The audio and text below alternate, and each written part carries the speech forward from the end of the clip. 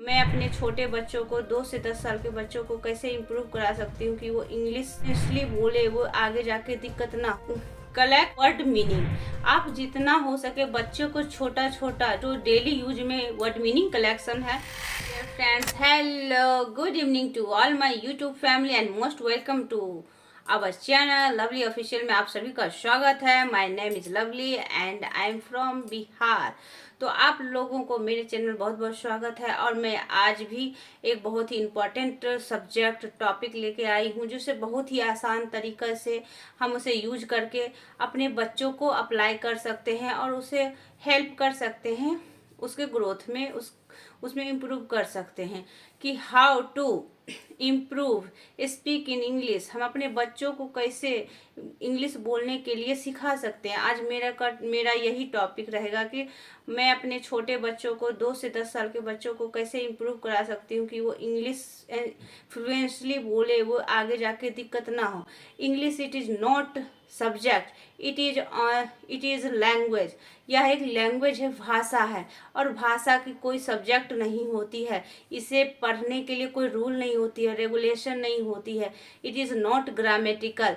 ये एक भाषा, जैसे हमारी हिंदी भाषा है, जो भी हम बोलते हैं, मैथिली है, भोजपुरी है, तो ये भी एक भाषा है। और आप लोग इस भाषा को बोलने में डरे ना। कितना बच्चा डरता है हिंदी इंग्लिश बोलने के लिए, तो उसको आपको डर खत्म करनी होगी, क्योंकि it is language, not it is subject.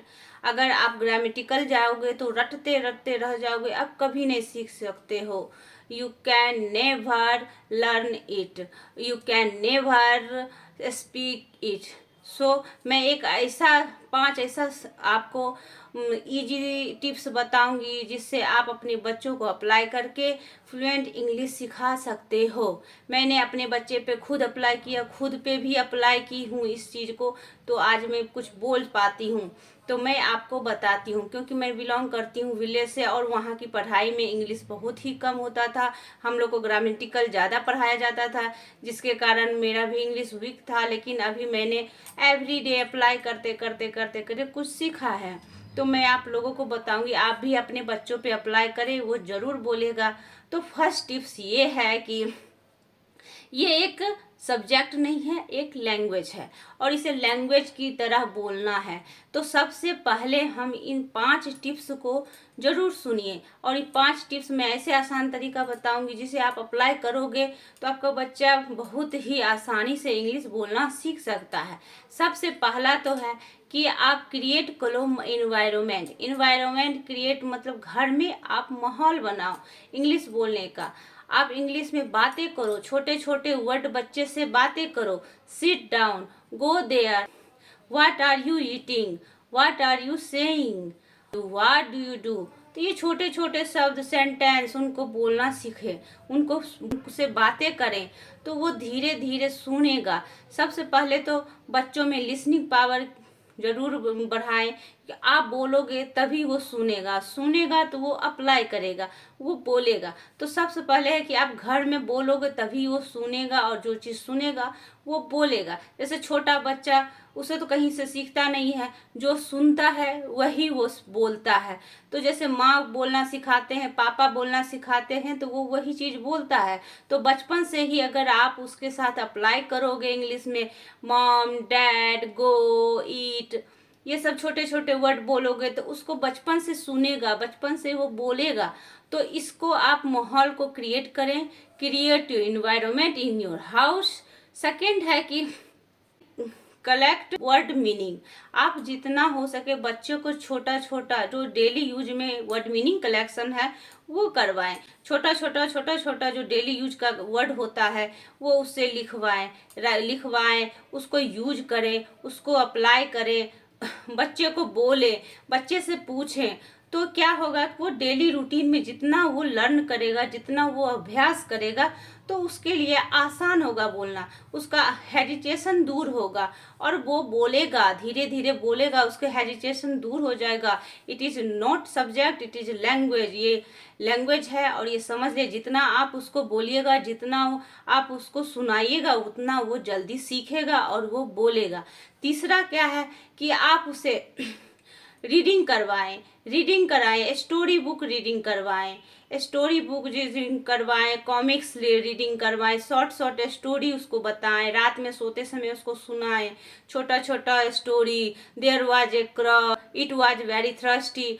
तो थोड़ा थोड़ा उससे सुने भी और उसका सपोर्ट करें कि बेटा ये होगा, बेटा वो होगा, तो वो जल्दी सीखेगा।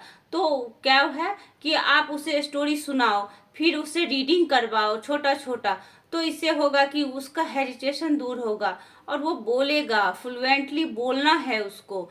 और ये सारे तरीके अगर आप अपनाते हो तो निश्चित ही वो आगे उसका हेजिटेशन दूर होगा और वो फ्लुएंट बोलना शुरू कर देगा, उसका वर्ड पावर कलेक्शन ज़्यादा होगा, तो उसे दिक्कत नहीं आएगी लॉन्ग सेंटेंस बोलने में और आसानी से वो बोल सकता है। चौथी बात ये है कि उसके राइटिंग स्किल को बढ़ाएं, जितना उसको राइटिंग करने दें, छोटा छोटा स्टोरी लाइन खुद से उसको बनाने दें, खुद से उसको क्रिएट करने दें, छोटा छोटा टॉपिक दें उन्हें। दुर्गा पूजा पे बेटा लिखो, दिवाली पे लिखो, पॉल्यूशन पे लिखो, एनवायरनमेंट पे लिखो, अपने माँ बाप पे लिखो, पापा पे लिखो। तो छोटा छोटा खुद से दिमाग से लिखेगा, खुद को लिखेगा, 2 लाइन लिखे, 3 लाइन लिखे, 4 सेंटेंस लिखे। इसी तरह अगर वो लिखता है, वो समझता है, तो फ्लुएंट इंग्लिश बोल सकता है। तो they can speak in English fluency.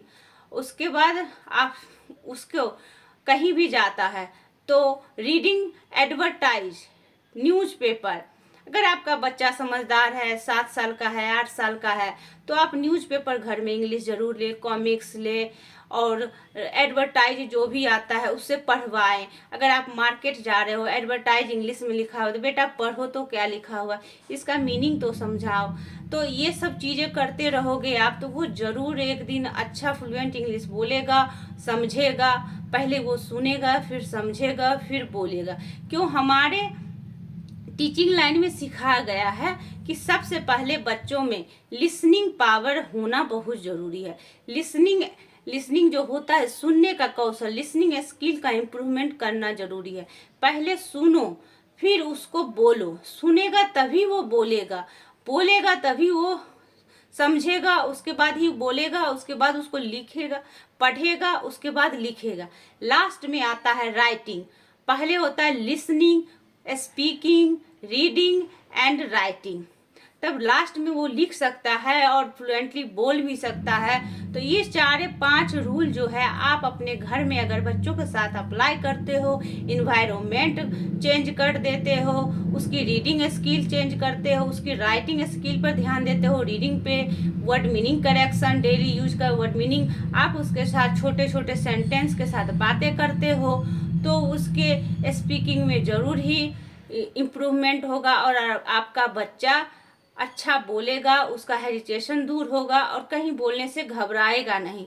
तो आप ये मेरे 5 टिप्स जो है ज़रूर अपनाएं और अपने बच्चों को बेहतर बनाएं। Thank you so much, thank you, बहुत बहुत धन्यवाद मेरा वीडियो देखने के लिए। जो भी मेरे वीडियो देख रहे हैं ज़रूर अप्लाई करें। Bye bye.